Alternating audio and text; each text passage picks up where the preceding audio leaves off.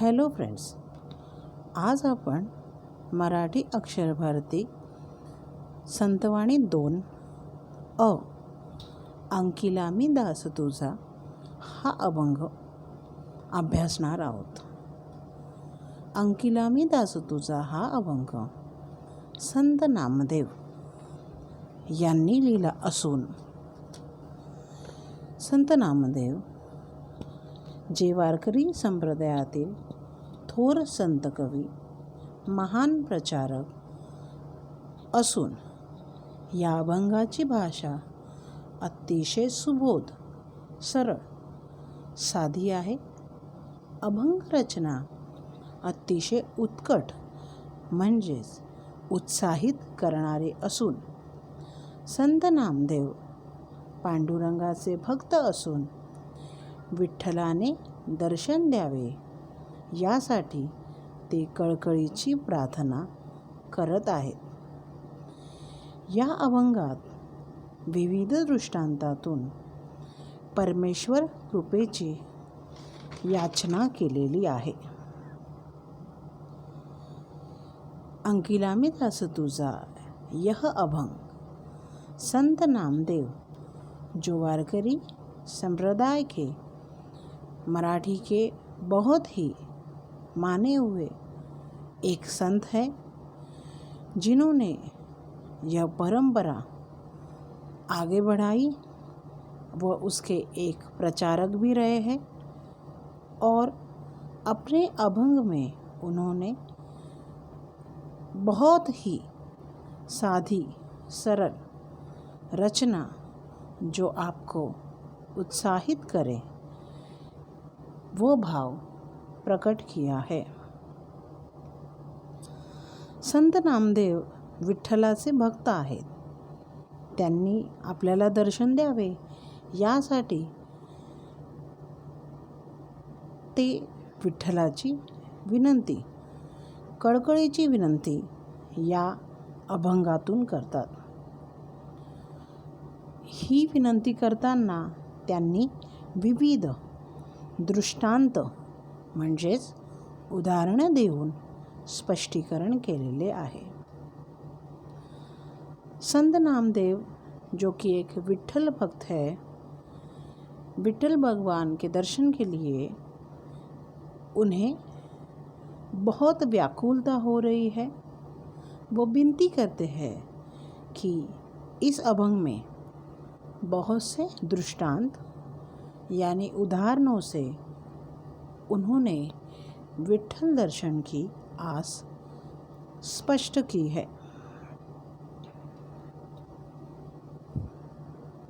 अग्नि माझी पडे वाळू, माता धावे कनवाळू, तैसा धावे माझिया काजा, अंकिला मी दास तुझा.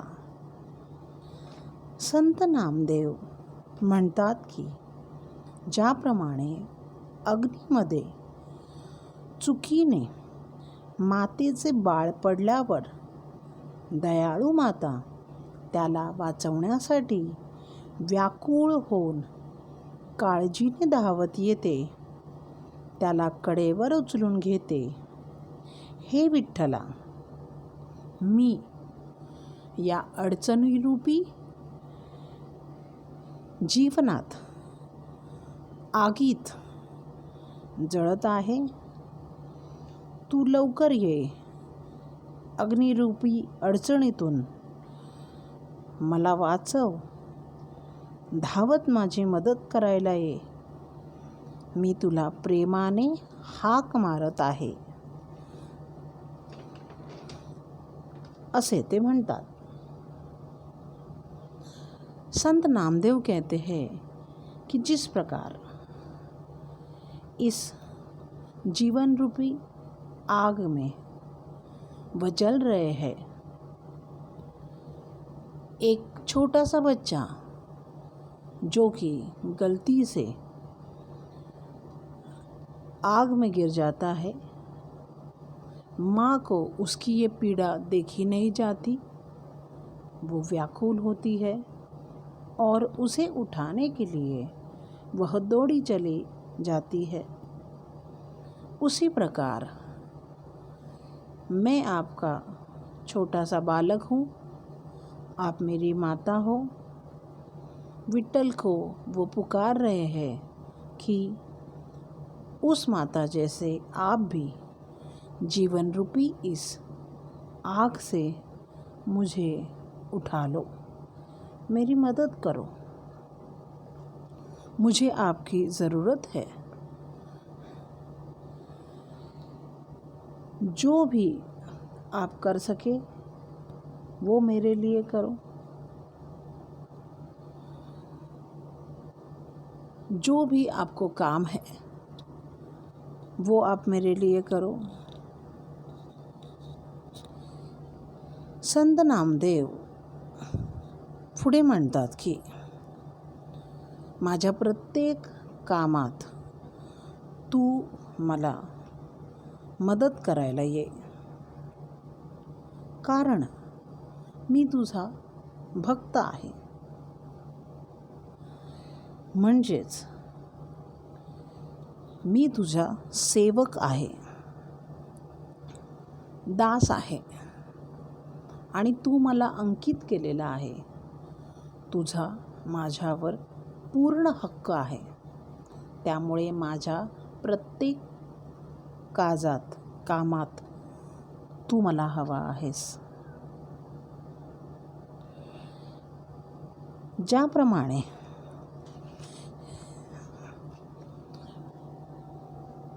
नामदेव म्हणतात, त्यांची व्याकुळता आपल्याला दिसते, आपणही विठ्ठल आणि त्याची भक्ती अशाच पद्धतीने केली पाहिजे। सेवेची झेपावे पक्षिणी, पिली पडताची धरणी, भुकेले वसरावे, धेनू हुंबरत यावे। विठ्ठलाला हाक मारताना नामदेव म्हणतात की ज्याप्रमाणे पक्षिणीचे लहान पिल्लू घरट्यात उडण्याच्या प्रयत्नात खाली पडते, पक्षिणी त्या क्षणी त्याला उचलण्यासाठी, वाचवण्यासाठी पिल्लाकडे धाव घेते, पिल्लाला घरट्यात परत नेण्यासाठी झेपावते, प्रयत्न करते। हे विठ्ठला, मी नामदेव छोट्याशा पक्षीप्रमाणे घरट्यातून पडलेलो आहे, माझी मदत कर, मला तुझ्या मदतीची गरज आहे। आणि तू जर मला अशी मदत केलीस तर मी तुझे सदैव ऋणी राहीन। संत नामदेव विठ्ठलाला विनवणी करतात की ज्याप्रमाणे भुकेने व्याकुळ झालेले वासरू गाईला म्हणजेच तिच्या आईला हाका मारून हंबरून बोलवते आणि वासराची हाक ऐकता क्षणी गाय वासराकडे धावत जाते, त्या पिलाला दूध पाजते, त्याप्रमाणे हे पांडुरंगा विठ्ठला, मी त्या छोट्या वासराप्रमाणे असून तूच माझी गाय आहे आणि तू मला दर्शनरूपी भूक जी लागली आहे त्यासाठी धावत माझ्याकडे ये। संत नामदेव इस अभंग में हमें यह बताते कि जिस प्रकार पक्षी का छोटा सा बच्चा उसके अपने घोंसले से उड़ने के प्रयास करते समय नीचे गिर जाता है, उसी समय उस छोटे से पंछी की माँ उसे देखते ही उसके पास पहुंच जाती है, उसे उठाने का अथक प्रयत्न करती है और उसे अपनी पूरी सुरक्षा देती है। नामदेव कहते हैं कि विट्ठल, मैं उसी पंछी के बच्चे की तरह हूँ जो मैं घरटे से नीचे गिर चुका हूँ, घोंसले से नीचे गिर चुका हूँ और मुझे आपकी मदद की बहुत आवश्यकता है। दूसरा उदाहरण देते हुए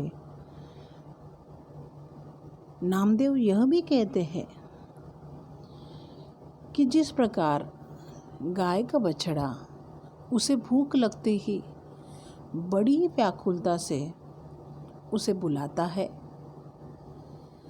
और जैसे ही गाय उस अपने बछड़े की आवाज़ सुनती है, वह दौड़कर उसके पास जाती है, उसे अपना दूध पिलाती है। यहाँ नामदेव खुद को उस बछड़े के समान मानते हैं और दर्शन रूपी गाय की मतलब विट्ठल की उन्हें ज़रूरत है। वो उसे पुकारते हैं और उन्हें आशा भी है कि विट्ठल अपना दर्शन उन्हें ज़रूर देंगे।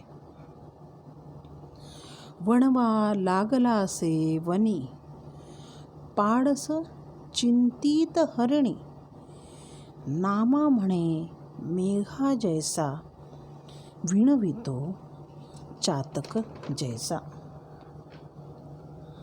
संत नामदेव स्वतःची स्थिती वर्णन करण्यासाठी एका वणवा लागलेल्या जंगलाचे वर्णन करतात। या जंगलात हरिणीचे पाडस आपल्या आईला सोडून दूर गेले आहे। वणव्यात कुठेतरी ते सापडले आहे। त्याची हाक ऐकून हरिणीची अतिशय अवस्था बिकट झालेली आहे। ती चिंतित आहे। स्वतःच्या प्राणांचीही पर्वा न करता ती आपल्या पाडसासाठी आगीत जाण्याचा विचार करते।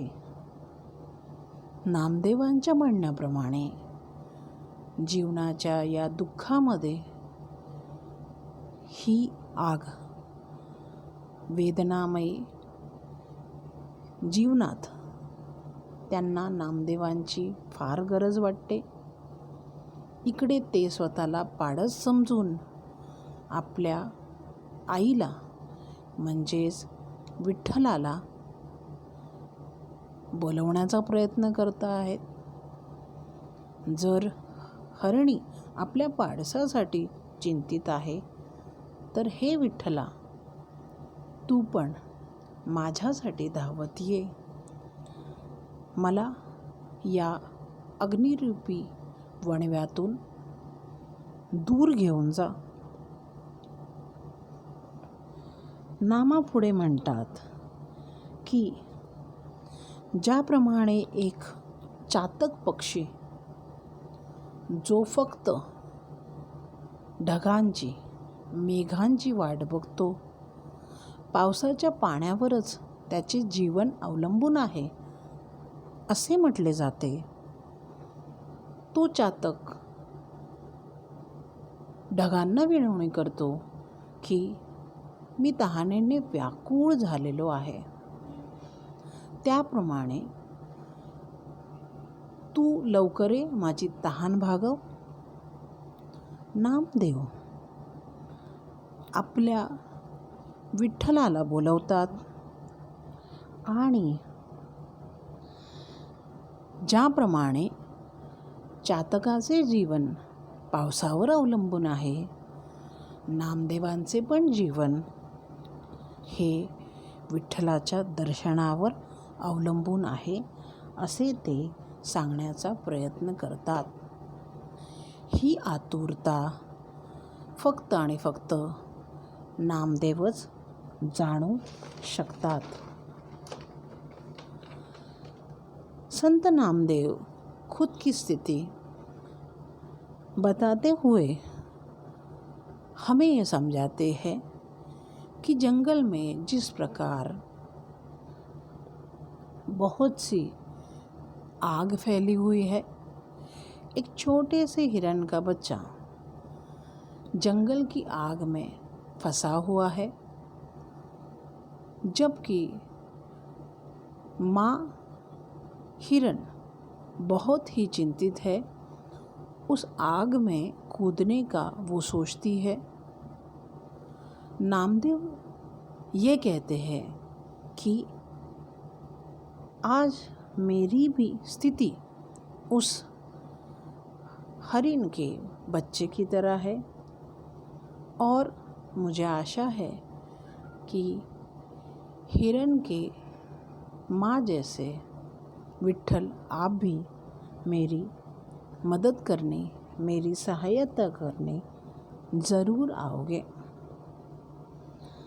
चातक पक्षी जो कि सिर्फ बारिश के पानी पे निर्भर रहता है, कहा जाता है कि सिर्फ और सिर्फ बारिश के पानी पीने के बाद ही उसकी प्यास मिट जाती है।